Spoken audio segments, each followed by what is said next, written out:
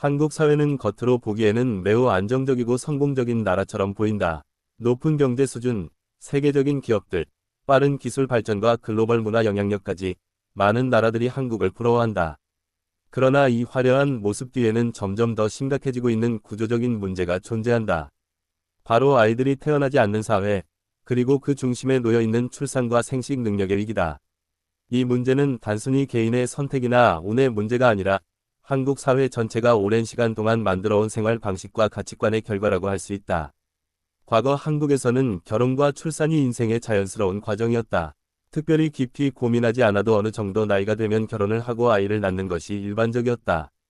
하지만 지금의 한국은 완전히 달라졌다. 많은 젊은 남성과 여성들이 결혼을 미루거나 아예 결혼 자체를 선택하지 않는다. 결혼을 하더라도 아이를 낳지 않거나 낳고 싶어도 낳을 수 없는 상황에 놓이는 경우가 점점 늘어나고 있다. 특히 최근에는 남성의 생식 능력 저하 문제가 조용히 그러나 빠르게 증가하고 있다. 병원을 찾는 남성 불임 환자의 수는 매년 늘어나고 있으며 이는 더 이상 일부 사람들만의 문제가 아니다. 많은 남성들이 자신도 모르는 사이에 생식 건강이 약화되고 있고 문제를 인식했을 때는 이미 시간이 많이 지나 있는 경우도 적지 않다. 그럼에도 불구하고 남성 불임에 대한 사회적 인식은 여전히 낮고 많은 사람들이 이 문제를 말하기 어려워한다.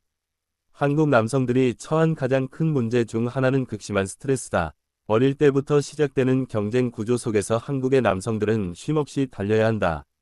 좋은 성적을 받아야 하고 좋은 대학에 가야 하며 안정적인 직장을 얻기 위해 수많은 시험과 평가를 거쳐야 한다.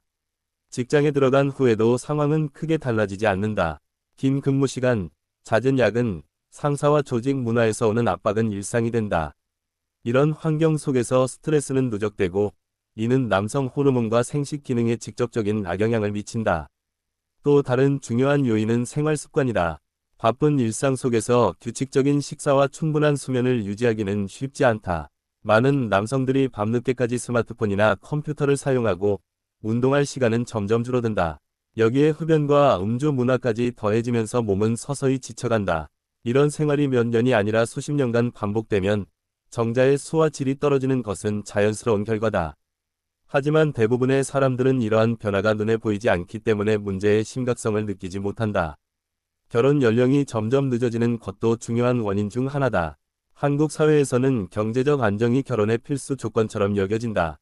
집을 마련하고 일정 수준의 소득을 유지해야 결혼을 고려할 수 있다는 생각이 널리 퍼져 있다. 그 결과 많은 남성들이 30대 후반이나 40대에 들어서야 결혼을 하게 된다. 그러나 남성의 생식 능력 역시 나이가 들수록 점차 감소한다. 이 사실은 과학적으로 이미 잘 알려져 있지만 사회적으로는 충분히 공유되지 않고 있다. 환경적인 요인 역시 무시할 수 없다. 미세먼지와 대기오염, 각종 화학 물질과 환경 호르몬은 우리의 몸에 장기적으로 영향을 미친다. 특히 생식 세포는 이러한 외부 요인에 매우 민감하다. 눈에 보이지 않는다고 해서 영향이 없는 것은 아니다. 오히려 조용히 그리고 지속적으로 몸의 균형을 무너뜨린다. 이러한 환경 속에서 살아가는 것은 개인의 노력만으로 해결하기 어려운 문제이기도 하다. 이 문제는 단순히 아이를 낳지 못하는 데서 끝나지 않는다. 남성 불임은 많은 남성들에게 깊은 심리적 상처를 남긴다. 사회적으로 강해야 한다는 기대 속에서 자라온 남성들은 자신의 생식 문제를 실패나 결함으로 받아들이는 경우가 많다. 이로 인해 자존감이 낮아지고 우울감이나 불안감을 겪는 사람들도 늘어나고 있다. 그러나 이런 감정을 솔직하게 드러내거나 도움을 요청하는 것은 여전히 쉽지 않다. 부부 관계에도 큰 영향을 미친다. 아이를 원하는 마음과 현실 사이의 간극은 말로 표현하기 어려운 긴장을 만들어낸다. 서로를 탓하지 않으려고 노력하지만 시간이 지나면서 침묵과 거리감이 쌓이게 된다. 많은 부부들이 이 문제로 갈등을 겪고 심한 경우 관계가 무너지는 일도 발생한다. 이는 개인의 문제가 아니라 사회가 함께 책임져야 할 문제라고 할 수 있다. 오랫동안 한국 사회는 출산 문제를 주로 여성의 관점에서 바라봐왔다. 여성의 경력 단절, 육아 부담, 출산 후 삶의 변화에 초점이 맞춰져 있었다. 물론 이러한 문제들도 매우 중요하다. 그러나 출산 문제의 절반은 남성과 직접적으로 연결되어 있다. 남성의 생식 건강과 정신 건강을 함께 이야기하지 않는다면 이 문제는 결코 해결될 수 없다. 다행히 의학의 발전으로 인해 남성 불임은 과거보다 훨씬 다양한 방법으로 치료와 관리가 가능해졌다. 생활 습관을 개선하고 스트레스를 관리하며 조기에 검사를 받는 것만으로도 회복되는 경우가 많다. 또한 현대의학 기술을 통해 많은 부부들이 새로운 희망을 찾고 있다. 중요한 것은 문제를 숨기지 않고 가능한 한 이른 시기에 도움을 받는 것이다. 하지만 개인의 노력만으로는 한계가 있다. 사회 전체의 인식 변화와 구조적인 개선이 함께 이루어져야 한다. 일과 삶의 균형을 존중하는 문화, 남성 건강에 대한 열린 대화, 생식 건강에 대한 교육과 지원이 필요하다. 아이를 낳지 않는 사회는 결국 미래를 잃는 사회다. 이는 오늘의 편리함이 아니라 내일의 지속 가능성에 관한 이야기다. 한국이 진정으로 성숙한 사회로 나아가기 위해서는 속도와 경쟁만을 중시하는 가치관에서 벗어나야 한다. 사람의 삶과 건강, 그리고 다음 세대를 위한 선택이 무엇인지 다시 고민해야 할 시점이다. 남성의 생식 문제는 더 이상 개인이 혼자 감당해야 할 문제가 아니다.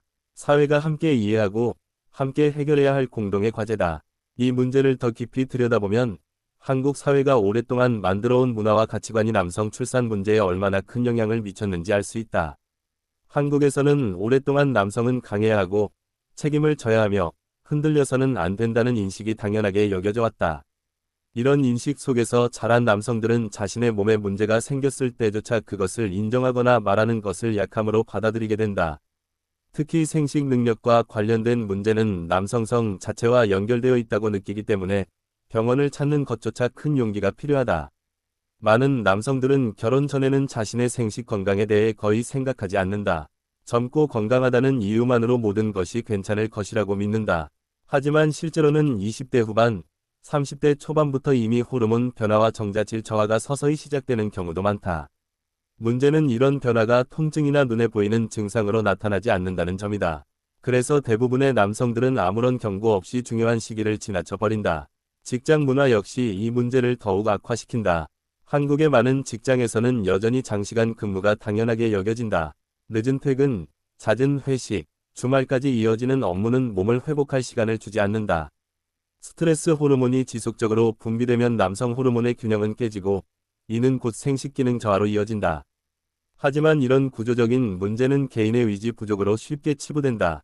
또한 경제적 불안정 역시 큰 영향을 미친다. 집값 상승, 불안한 고용 환경, 미래에 대한 불확실성은 결혼과 출산에 대한 심리적 부담을 크게 만든다. 많은 남성들이 아직 준비가 되지 않았다고 느끼며 결혼을 미루고 그 사이 생물학적인 시간은 계속 흐른다. 나중에 아이를 원하게 되었을 때 이미 몸이 예전 같지 않다는 사실을 알게 되는 경우도 적지 않다. 한국 사회에서는 출산율 저하의 원인을 주로 비용과 정책의 문제로 설명해왔다. 물론 양육비 부담과 주거 문제는 매우 중요한 요소다. 하지만 그 이면에는 몸 자체가 아이를 낳기 어려운 상태로 변해가고 있다는 현실이 존재한다. 남성 불임 문제를 해결하지 않고서는 출산율 문제 역시 근본적으로 해결되기 어렵다. 의료 현장에서는 이미 이 변화를 체감하고 있다. 남성 불임으로 병원을 찾는 환자들의 연령은 점점 낮아지고 있으며 단순한 일시적 문제가 아니라 장기적인 생활 습관과 환경의 영향이 누적된 결과인 경우가 많다. 의사들은 한결같이 말한다. 조금만 더 일찍 관심을 가졌다면 상황이 달라졌을 가능성이 크다고. 이 문제를 개인의 책임으로만 돌리는 사회에서는 변화가 일어나기 어렵다. 남성들이 자신의 건강을 돌볼 수 있는 환경과 분위기가 필요하다. 정기적인 생식 건강 검사, 남성 건강에 대한 공개적인 정보 제공, 그리고 무엇보다 이 문제를 부끄러워하지 않아도 된다는 사회적 메시지가 중요하다. 문제를 숨길수록